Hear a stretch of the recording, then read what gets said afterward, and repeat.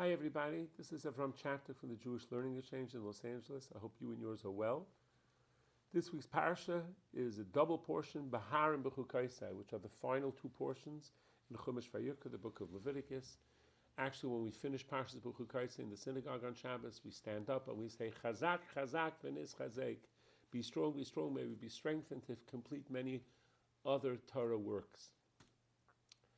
Question that we can ask, that the Talmud asks, what is one of the mightiest things, most powerful things that were created?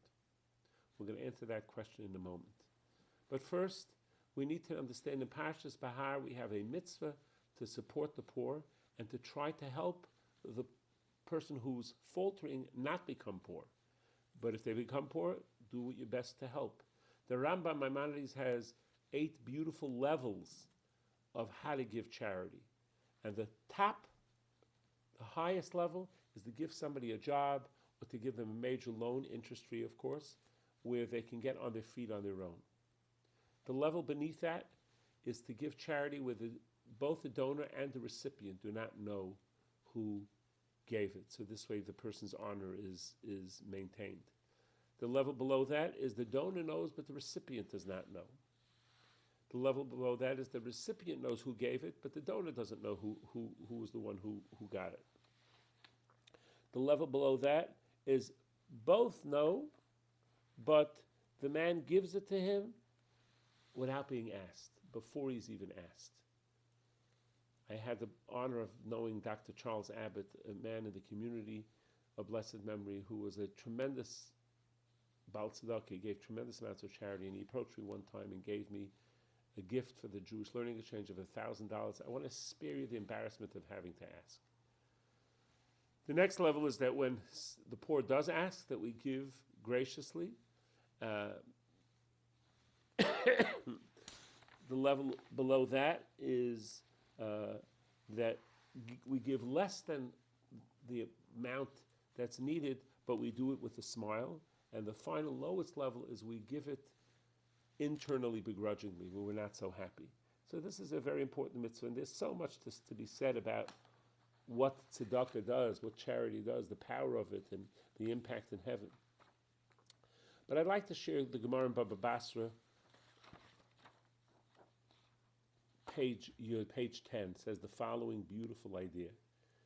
10 matters were created, each stronger than the other.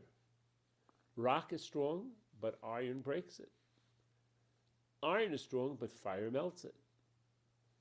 Water is strong, fire is strong, but water extinguishes it.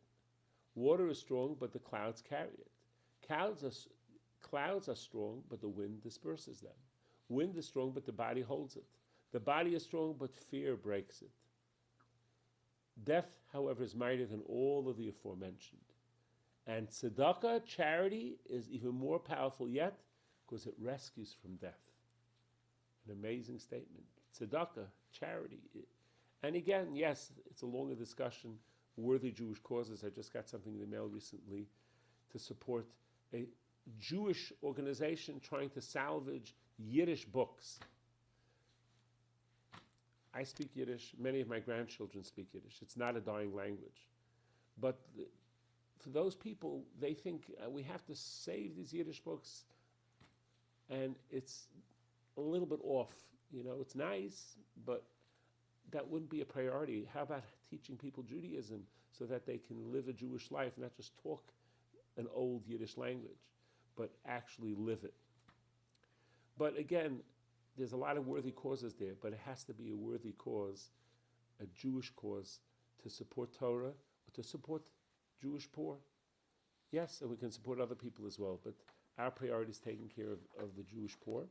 And I'd like to tell you 2 incidences of tzedakah tatzel mimavas, that charity, as the verb in Proverbs teaches us, saves from death. The famous story with Rabbi Akiva's daughter. She was destined to die on her wedding day, and she lived. And they asked her what happened. She said, I don't know. And she took her hairpin that she had stuck into the wall for safekeeping, and it killed the poisonous snake that was supposed to kill her. And they said, what'd you do special today? I said, I noticed a poor man and no one was taking care of him, so I gave him a portion. More recently, there was a very poor family in Jerusalem that there was a knock on the door and a lady said, I have no food for Shabbos. Can you give me some chicken? The man of the house barely had food for his own family, but he said, you know what? I have 2 chickens. I'll give her 1. And he went to the fridge and he opened up the fridge to take out the chicken. And lo and behold, one of his children was in the fridge. Blue had climbed into the fridge and the door slammed behind and couldn't get out, and no one could hear the child crying.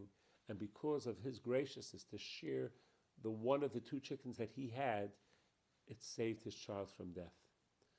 So tzedakah is a charity. Helping Jewish poor is a tremendous, beautiful mitzvah. And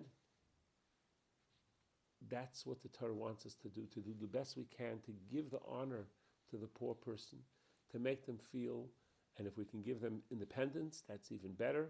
But if not, if we can help them in any way which can, Hashem, God, looks at that very favorably and is happy that we're doing the gifts that Hashem gave us to share with others, that we're using them for the right things. Have a wonderful Shabbos, all the best.